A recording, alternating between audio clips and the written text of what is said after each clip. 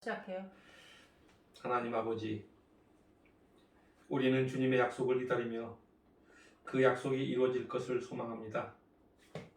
우리를 예배 가운데 이끌어 주셔서 약속의 말씀을 듣고 깨닫게 하옵소서. 우리로 하여금 하나님이 주신 영적 분별력으로 세상을 바라보게 하시고 참 소망 되시는 하나님을 믿음으로 바라보는 우리가 되게 하옵소서. 그리하여 우리가 이 세상을 살아갈 때 하나님이 허락하신 새 하늘과 새 땅을 소망하며 살아가도록 인도하옵소서. 예배를 통하여 우리에게 진리의 말씀을 듣게 하시고 그 진리의 말씀이 우리에게 기쁨과 평안이 되게 하시는 주님, 그동안 우리가 주님과 멀어진 삶을 살았다면 용서하시고 주님의 뜻 가운데 우리 모두가 살아갈 수 있도록 함께 하옵소서. 어렵고 힘든 이 시대에 참 소망은 오직 주님뿐이라는 사실을 모두에게 알게 하셔서 당신의 백성이 다시 회개하여 주님의 품으로 돌아오도록 이끌어 주옵소서. 자신의 교만함과 모든 죄를 회개함으로 주님 앞에 나아가 주님의 성품을 인식하는 성도가 되도록 하시고 주님의 다시 오심을 준비하는 성도가 되게 하옵소서. 우리 모두에게 주님의 거룩함과 경건함을 입혀주시어 소망의 주님을 따르게 하옵소서. 감사하며 예수님의 이름으로 기도드립니다. 아멘. 오늘 우리에게 주신 하나님의 말씀은 베드로후서 3장 8절에서 14절 말씀입니다. 베드로후서 3장 8절에서 14절 말씀 교독하겠습니다. 사랑하는 자들아, 죽게는 하루가 천년 같고 천년이 하루 같다는 이 한 가지를 잊지 말라. 주의 약속은 어떤 이들이 더디다고 생각하는 것 같이 더딘 것이 아니라 오직 주께서는 너희를 대하여 오래 참으사 아무도 멸망하지 아니하고 다 회개하기에 이르기를 원하시느니라. 그러나 주의 날이 도둑같이 오리니 그 날에는 하늘이 큰 소리로 떠나가고 물질이 뜨거운 불에 풀어지고 땅과 그 중에 있는 모든 일이 드러나리로다. 이 모든 것이 이렇게 풀어지리니 너희가 어떠한 사람이 되어야 마땅하냐? 거룩한 행실과 경건함으로 하나님의 날이 임하기를 바라보고 간절히 사모하라. 그 날에 하늘이 불에 타서 풀어지고 물질이 뜨거운 불에 녹아지려니와 우리는 그의 약속대로 의가 있는 곳인 새 하늘과 새 땅을 바라보도다. 다 함께 하겠습니다. 그러므로 사랑하는 자들아, 너희가 이것을 바라보나니 주 앞에서 점도 없고 흠도 없이 평강 가운데서 나타나기를 힘쓰라. 아멘. 이것은 하나님 말씀입니다. 오늘 본문 8절에서 하나님은 당신이 당신 사랑하는 자에게 이 한 가지를 잊지 말라고 말씀하고 계십니다. 그것은 바로 예수 그리스도의 재림의 날은 반드시 온다는 분명한 약속을 잊지 말라는 것입니다. 초대교회 당시 많은 성도들은 예수 그리스도께서 머지않을 때 조만간 재림할 것이라고 생각하고 있었습니다. 그 당시엔 기독교에 대한 박해가 로마 제국에 의해서 대대적으로 이루어지고 있었고 또 이단의 활동도 극에 달하였던 시기였습니다. 이러한 상황에서 기독교인들의 그 믿음은 흔들렸고 이런 틈을 타고 들어온 이단들은 그리스도의 재림이 없다는 속임수로 성도들을 유혹했습니다. 그러한 말에 귀가 솔깃한 성도들은 믿음을 버리고 주님을 떠나려고 하였습니다. 이에 대하여 오늘 본문에서 베드로는 주의 재림은 반드시 일어날 것이므로 흔들림 없는 믿음으로 살 것을 공명하고 있는 것입니다. 그러면서 세 가지 사실을 언급하고 있습니다. 첫 번째 언급한 내용은 하나님의 시간 개념은 인간의 시간 개념과 다르다는 사실을 알아야 한다고 언급합니다. 그리고 두 번째는 하나님은 모든 사람이 회개하고 구원받기를 원하신다는 것을 깨달으라고 말하고 있습니다. 그리고 마지막 세 번째는 주의 재림은 도적같이 임할 것이기 때문에 준비해야 한다는 것입니다. 그러면서 주의 재림을 앞둔 성도들이 어떤 자세로 삶을 살아가야 하는지를 오늘 본문은 말씀하고 있는 것입니다. 베드로가 성도들에게 언급한 첫 번째 그 내용은 8절 말씀입니다. 8절 제가 읽어드리겠습니다. 사랑하는 자들아, 죽게는 하루가 1000년 같고 1000년이 하루 같다는 이 한 가지를 잊지 말라. 하나님의 시간 개념은 인간의 시간 개념과는 다르다는 것입니다. 이 8절 말씀은 근본적으로 하나님은 인간의 시간 개념을 초월해 계시는 분이므로 인간의 시간 개념을 가지고 그리스도의 재림이 지체된다고 생각해서는 안 된다는 것입니다. 주님이 다시 오신다는 약속은 인간이 가진 시간 개념으로 이해할 수 있는 문제가 아닙니다. 주님의 재림이 1000년 동안 지연된다고 하더라도 영원에 비추어 볼 때 이것은 단 하루에 불과하다는 사실입니다. 반대로 주님은 1000년 동안 해야 할 일들을 하루라는 짧은 시간에도 문제없이 하실 수 있습니다. 그러므로 그리스도의 재림이 인간의 시간 개념이 아닌 하나님의 경륜에 달려있음을 우리는 인식해야 합니다. 이 같은 인식은 우리로서는 매우 어렵습니다. 왜냐하면 인간은 영적인 타락으로 예언에 대한 분별의 능력, 인식의 능력을 잃어버렸기 때문입니다. 다시 말하면 하나님과 멀어진 인간은 하나님의 일들을 제대로 인식할 수 없게 되었다는 이야기입니다. 그러나 우리는 세상을 말씀으로 창조하시고 물로 심판하신 주님이 인간의 역사 속으로 들어오셨다는 사실을 잊지 말아야 합니다. 인간의 역사 속에 들어오셔서 십자가로 우리를 구원하셨습니다. 인간이 되셔서 지금도 우리와 함께 하시며 우리의 삶을 이끄십니다. 이것이 팩트입니다. 두 번째 베드로가 언급한 내용은 9절 말씀입니다. 9절 말씀, 주의 약속은 어떤 이들이 더디다고 생각하는 것 같이 더딘 것이 아니라 오직 주께서는 너희를 대하여 오래 참으사 아무도 멸망하지 아니하고 다 회개하기에 이르기를 원하신다고 말씀하고 있습니다. 하나님께서는 모든 사람이 다 회개하고 구원 얻기를 바라십니다. 우리의 생각으로는 주님의 재림이 너무 늦다고 하지만 이렇게 늦게 오시는 그 이유는 당신이 택하신 사람들이 아직 회개하고 구원 얻지 못하였기 때문이라는 것입니다. 당시 이 초대교회 성도들은 예수 그리스도의 재림이 곧 이루어질 것이라고 믿었습니다. 심지어 자신들이 살아있을 때 주님은 재림하셔서 불의한 이 세상을 심판할 것이라고 믿었습니다.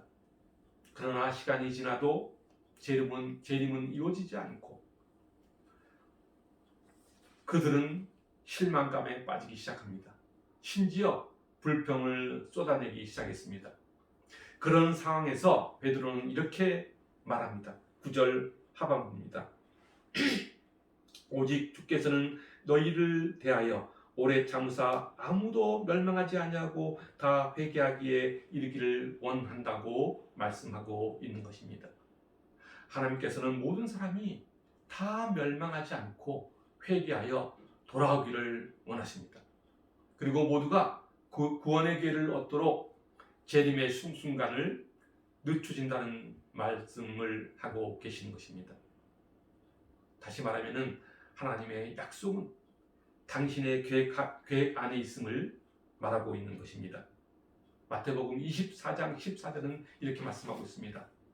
이 천국 복음이 모든 민족에게 증언되기 위하여 온 세상에 전파되리니 그제야 끝이 온다고 말씀합니다. 그렇습니다. 하나님은 예수 그리스도를 통하여 모든 민족에게 복음이 증거되기를 원하셨던 것입니다. 그리고 주님은 당신의 시간에 모든 자들이 돌아와 회개하고 구원 얻기를 바라고 계신다는 사실입니다. 당시 초대교회 성도들은 유대 교인들로부터 그리고 로마 정부로부터 종교적으로나 정치적으로 심한 박해를 받고 있었습니다. 그런 가운데 성도들은 주님의 재림이 속히 이루어져 자신들이 원하던 뜻이 이루어지길 바랐던 것입니다. 자신들이 원하던 해방이 이루어지길 원했던 것입니다. 자신들이 바랐던 나라가 건설될 것으로 여겼던 것입니다. 하지만 그들의 뜻대로 예수 그리스도의 재림은 이루어지지 않았고, 그로 인해 그들의 마음속에는 불평과 불신앙이 싹트기 시작합니다. 이런 상황에서 거짓 교사들이 나와서 성도들을 유혹하며 그들의 믿음과 신앙에 찬물을 끼얹습니다. 그 때문에 그들은 하나님을 멀리하게 됩니다. 그러자 일부 성도들은 거짓 교사들의 말을 믿고 재림은 없다라고 하며 경건한 생활을 버리고 타락한 모습으로 되돌아가기도 했습니다. 그러나 베드로는 분명하게 말합니다. 주님은 오래 참으셔서 모든 사람이 회개하고 돌아올 기회를 주신다는 것입니다. 그러므로 성도들에게 있어서 중요한 것은 성경의 예언들을 자신의 기준이나 자기 중심적으로 해석하고 이해해서는 안 된다는 것입니다. 인간은 하나님의 약속을 자기 중심적으로 해석하고 이해하려는 경향이 많습니다. 자신이 듣고 싶은 말이나 자신이 생각했던 것들을 자신의 입맛에 맞도록 맞추어 가려는 성향이 있다는 것입니다. 그러나 성경에 기록된 하나님의 약속에 대한 실행은 전적으로 하나님의 계획과 주권 하에 있다는 것을 알아야 합니다. 그래서 우리는 하나님의 속성을 분명히 알 필요가 있습니다. 하나님의 속성은 긍휼과 사랑으로 인내하시는 분이라는 것을 우리는 알아야 합니다. 디모데전서 1장 16절은 이렇게 말씀하고 있습니다. 그러나 내가 긍휼을 입은 까닭은 예수 그리스도께서 내게 먼저 일체 오래 참으심을 보이사 후에 주를 믿어 영생 얻는 자들에게 본이 되게 하려 하심이라고 말씀하고 있습니다. 그렇습니다. 하나님은 오래 참으사 모든 사람들이 영생 얻기를 원하는 분이십니다. 이것이 하나님의 긍휼의 속성이며 하나님이 우리에게 주신 사랑입니다.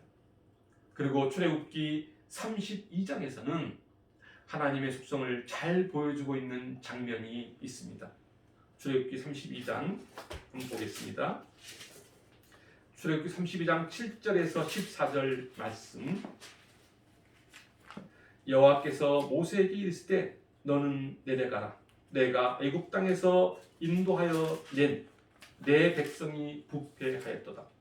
그들이 내가 그들에게 명령한 길을 속히 떠나 자기를 위하여 송아지를 부어 만들고 그것을 예배하며 그것에게 제물을 드리며 말하기를 이스라엘아 이는 너희를 애굽 땅에서 인도하여 낸 너희 신이라 하였도다. 출애굽한 이스라엘 백성들이 이 광야에서 우상을 섬기는 이 장면입니다. 그리고 여호와께서 또 모세에게 이르시되 내가 이 백성을 보니 목이 뻣뻣한 백성이로다. 그런즉 내가 하는 대로 두라. 내가 그들에게 진노하여 그들을 진멸하고 너를 큰 나라가 되게 하리라. 진멸하겠다는 것입니다. 하나님께서 진노하여 이스라엘 백성들을 진멸하겠다는 말씀입니다. 그리고 11절에서는 모세가 그의 하나님 여호와께 구하여 이르되 여호와여 어찌하여 그 큰 권능과 강한 손으로 애굽 땅에서 인도하여 내신 주의 백성에게 진노하시니까? 어찌하여 애굽 사람들이 이르기를 여호와가 자기의 백성을 산에서 죽이고 지면에서 진멸하려는 악한 의도로 인도해 내었다고 말하게 하시려 하나이까?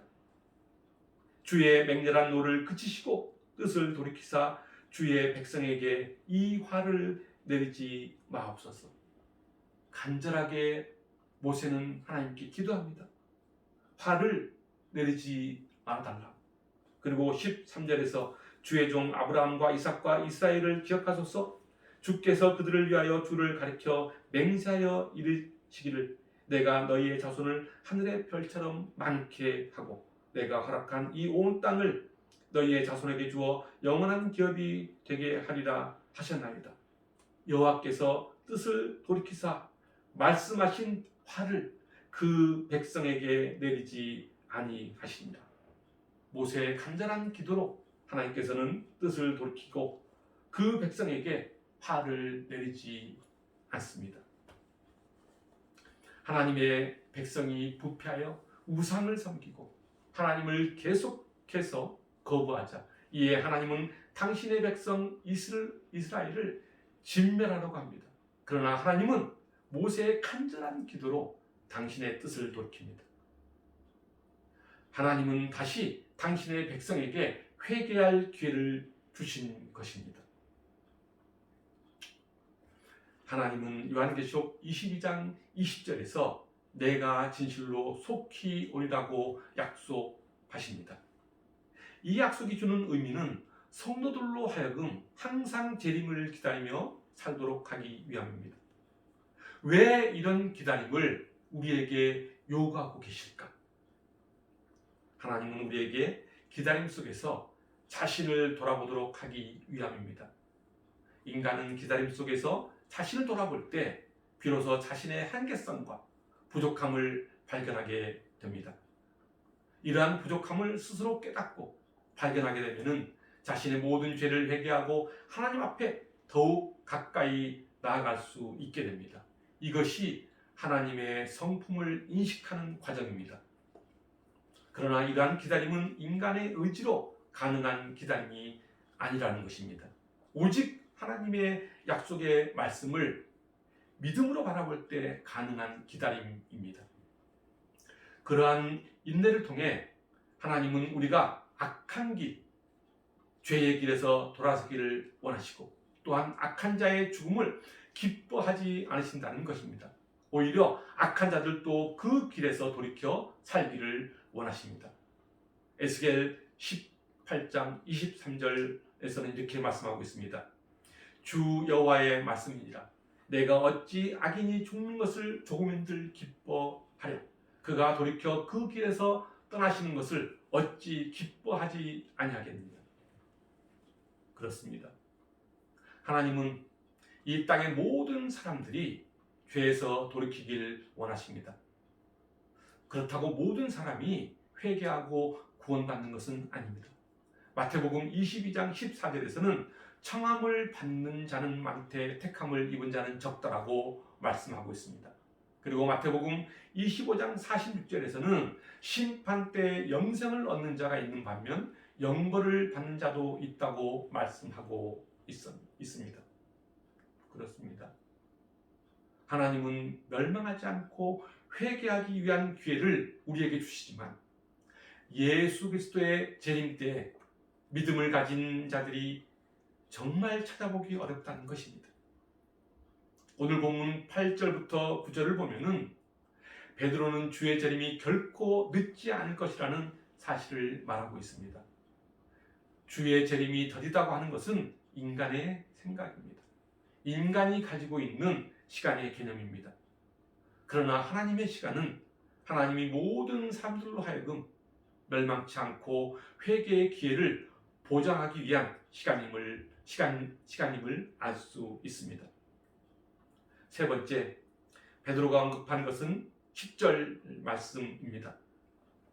10절 말씀 제가 읽어드리겠습니다. 그러나 주의 날이 도둑같이 오리니 그 날에는 하늘이 큰 소리로 떠나가고 물질이 뜨거운 불에 풀어지고 땅과 그 중에 있는 모든 일이 드러나리로다. 주의 날은 도적같이 올 것이며 그 날에는 하늘이 큰 소리로 떠나가고 우주 만물이 해체되어 땅 중에 있는 모든 일이 일어날 것이라고 말합니다. 다시 말하면 그리스도의 재림 이후에는 최후의 심판이 일어나 모든 것이 숨김없이 드러나게 될 것이라는 것입니다. 이 말씀은 예수 그리스도가 재림하시는 날은 어느 누구도 알 수 없고 그날은 예고 없이 찾아오는 도둑처럼 갑자기 찾아올 것이며 이때는 우주 만물이 최후의 심판으로 우주적 재앙이 올 것임을 예고하고 있는 것입니다. 이 말씀의 중요한 포인트는 바로 이것입니다. 심판을 맞이할 우리가 어떤 삶을 살아야 하는가라는 물음입니다. 이 세상이 하나님의 아름다운 나라로 변화되기 위해서는 인간의 노력이 아닌 하나님의 개입을 통해 정화될 것임을 우리는 인식해야 합니다. 역사를 주관하시는 분은 하나님이기 때문입니다. 그러므로 예수 그리스도의 재림의 날을 대비하여 우리가 어떤 자세로 살아야 할까? 이에 대한 내용은 11절과 12절 말씀에 기록되어 있습니다. 이 모든 것이 이렇게 풀어지리니 너희가 어떠한 사람이 되어야 마땅하냐? 거룩한 행실과 경건함으로 하나님의 날이 임하기를 바라보고 간절히 사모하라. 그 날에 하늘이 불에 타서 풀어지고 물질이 뜨거운 불에 녹아진다고 말씀하고 있습니다. 거룩하고 경건함으로 하나님의 날이 임하기를 간절히 사모하라고 말씀합니다. 거룩하고 경건함으로 산다는 것은 사람의 마음이 하나님을 향한다는 것을 의미합니다. 세상의 풍조가 어떠하든 거룩하고 경건한 성도들은 항상 마음을 하늘나라에 두고 주님의 오심을 소망하는 자들입니다. 다시 말하면 언제나 주님과 함께하는 마음으로 살아가는 사람을 말합니다. 이와 같은 사람이 거룩하고 경건한 사람들입니다. 그렇다면 예수 그리스도의 재림의 날에는 거룩하고 경건한 자들에게 약속된 것은 무엇일까? 13절 말씀입니다. 우리는 그의 약속대로 의가 있는 곳인 새 하늘과 새 땅을 바라보도다. 경건하고 거룩한 자들에게는 새 하늘과 새 땅을 하나님께서는 약속하고 있습니다. 12절 말씀에 그날에 하늘이 불에 타서 풀어지고 물질이 뜨거운 불에 녹아지는 멸망과 재앙의 날에 믿음의 성도들에게는 그날이 오히려 기쁨의 날이 될 것이라고 말하고 있습니다. 세상의 죄악과 더러운 찌꺼기를 태우는 날이 될 것이라는 말입니다. 왜냐하면 거룩하고 경건한 믿음의 성도들에게는 그 날에 하나님께서 새 하늘과 새 땅을 약속하셨기 때문에 기쁨의 날이 되는 것입니다. 새 하늘과 새 땅은 모든 인간들이 소망하는 세상입니다. 그러나 인간이 소망한다. 그것이 성취되는 것은 아닙니다. 새 하늘과 새 땅은 하나님의 의가 완전히 성취되는 곳이기 때문입니다. 하나님께서 약속하신 새 하늘과 새 땅에서 기쁨을 누리기 위해서는 오직 예수 그리스도를 믿는 믿음으로 의로워져야 합니다. 왜냐하면 인간이 의롭게 되는 것은 오직 예수 그리스도를 믿는 믿음으로 의로워지기 때문입니다. 갈라디아서 2장 16절은 이렇게 말씀하고 있습니다. 사람이 의롭게 되는 것은 율법의 행위로 말미암음이 아니요 오직 예수 그리스도를 믿음으로 말미암는 줄 알므로 우리도 그리스도 예수를 믿나니 이는 우리가 율법의 행위로서가 아니고 그리스도를 믿음으로써 의롭다함을 얻으려 함이라. 율법의 행위로서는 의롭다함을 얻을 육체가 없느니라. 우리는 하나님을 믿는 믿음으로 인해 이미 하나님의 의를 가지고 있지만 도덕적으로나 윤리적으로 불완전한 존재입니다. 그러나 실망할 필요는 없습니다. 왜냐하면 우리는 이미 하나님께서 의롭다고 평가하셨기 때문입니다.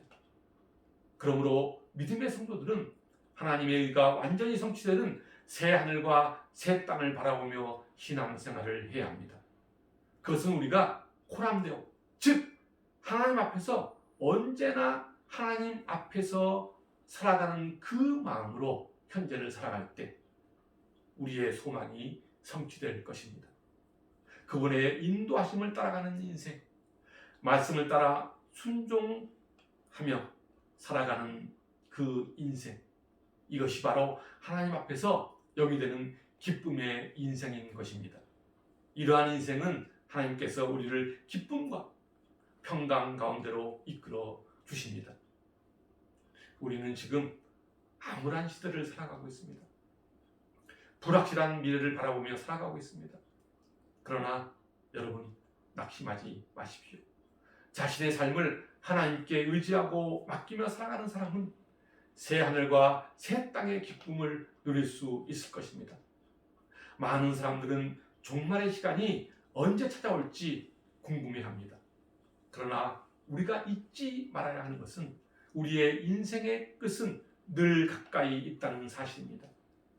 인생의 끝이 순서와 상관없이 찾아온다는 이 평범한 진리를 깨달으며 늘 하나님의 나라를 준비해야 하는 것입니다. 젊음을 자랑하지도 말고, 건강을 자랑하지도 말고, 가진 것이 많다고, 능력이 많다고 자랑하지도 말고, 오직 그리스도의 거룩한 신부로 말씀 안에서 스스로를 정결케 해야 합니다. 14절 말씀입니다. 그러므로 사랑하는 자들아, 너희가 이것을 바라보나니 주 앞에서 점도 없고 흠도 없이 평강 가운데서 나타나기를 힘쓰라. 그렇습니다. 새 하늘과 새 땅을 바라보는 믿음의 성도들은 주 앞에서 주님과 대면할 수 있는 허물과 죄가 발견되지 않는 자로 살아가야 합니다. 세상에 집착하며 세상의 향락과 정욕이 이끄는 대로 사는 것이 아니라 나에게 주어진 현재의 삶을 하나님 앞에서 부끄럼 없이 믿음으로 충실히 살아야 한다는 것입니다. 사랑하는 성도 여러분, 내 인생의 끝이 늘 가까이 있다는 사실을 기억해야 합니다. 언제 올지 모르는 세상의 끝과 인생의 끝을 거룩하고 정결함으로 주님의 날을 준비하는 믿음의 용사가 되시길 주님의 이름으로 축원합니다. 기도하겠습니다.